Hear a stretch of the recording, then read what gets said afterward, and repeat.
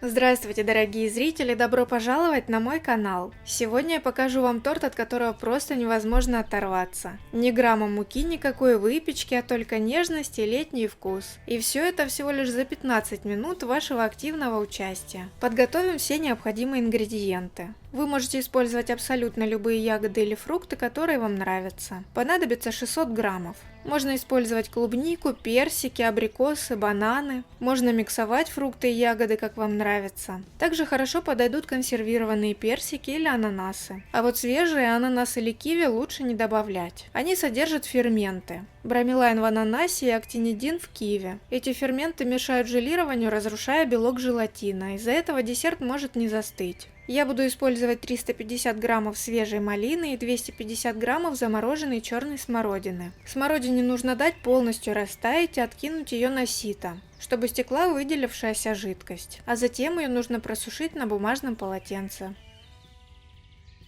И сразу нужно замочить 25 граммов желатина. На этот раз для замачивания желатина я буду использовать молоко 150 граммов. Замачиваем как обычно в пропорции 1 к 6. Подойдет молоко любой жирности. У меня 3,2%. Оно может быть как комнатной температуры, так и прямо из холодильника. Желатин у меня быстрорастворимый силой 220 блюм. Хорошо перемешиваем и отставляем в сторону для набухания. После набухания желатиновая масса становится вот такой упругой и не выпадает из емкости, если ее перевернуть.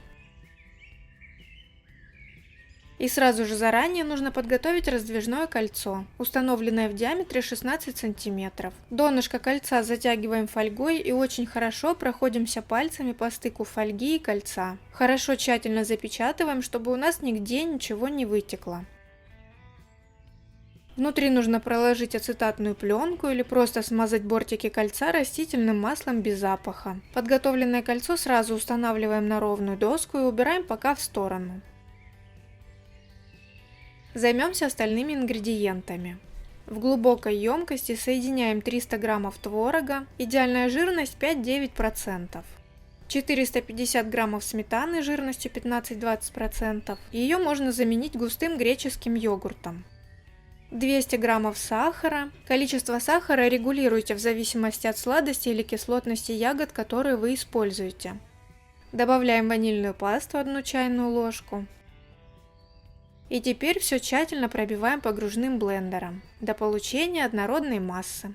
По желанию вы можете сделать для этого тортика дно из песочной крошки. Как вариант можно приготовить песочную крошку, запеченную в духовке. Точно так же, как я показывала в рецепте штрейзеля в белом шоколаде, просто не добавляйте шоколад. На 100 граммов крошки добавьте 50 граммов растопленного сливочного масла и утрамбуйте в форму. Этого будет достаточно для плотного дна толщиной примерно 1 см. Или же можно приготовить песочный корж специально для крошки. Как это сделать, я подробно показывала в видеорецепте чизкейка Нью-Йорк.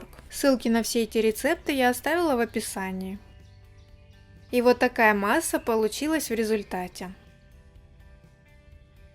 Теперь распускаем набухший желатин в микроволновке или на водяной бане. Доводим до жидкого состояния, но закипеть не даем. И теперь в отдельной емкости соединяем небольшую часть сметанно-творожной массы с желатином и тщательно перемешиваем. И только после этого смело добавляем данную смесь в основной объем и хорошо перемешиваем. Благодаря этому желатин не схватится комочками в холодной сметанно-творожной массе. Это частая проблема у начинающих. И вот такая вкуснейшая основа у нас получилась в результате. Теперь добавляем сюда подготовленные ягоды и аккуратно перемешиваем. Стараемся не раздавить ягоды, но при этом они должны равномерно распределиться в сметанно-творожной массе. Выливаем в подготовленную форму и разравниваем. Можно слегка потрясти, чтобы поверхность разровнялась. Главное не сильно, чтобы масса снизу не вытекла. Убираем в холодильник для стабилизации. Приблизительно через 2 часа, когда поверхность торта хорошо схватилась и уже не липнет к пальцу, можно сделать верхний ягодный слой в желе. Для этого я взяла 100 граммов малины и дополнила ягодами красной смородины, приблизительно 50 граммов. Высыпаем ягоды и равномерно распределяем их по поверхности.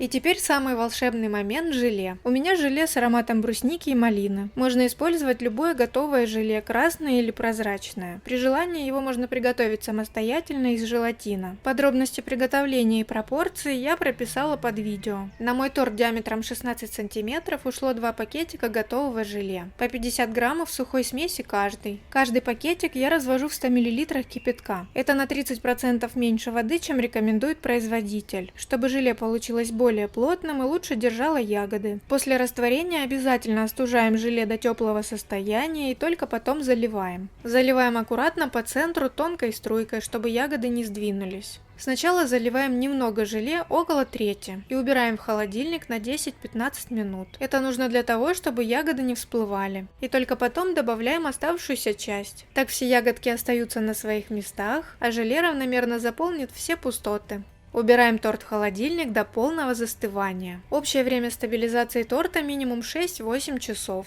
Верхнее желе стабилизируется быстрее, но важно, чтобы полностью стабилизировалась вся сметано-творожная масса. Если вы хотите приготовить торт большего диаметра, воспользуйтесь таблицей пересчета ингредиентов. Я оставлю в описании ссылку на данную таблицу.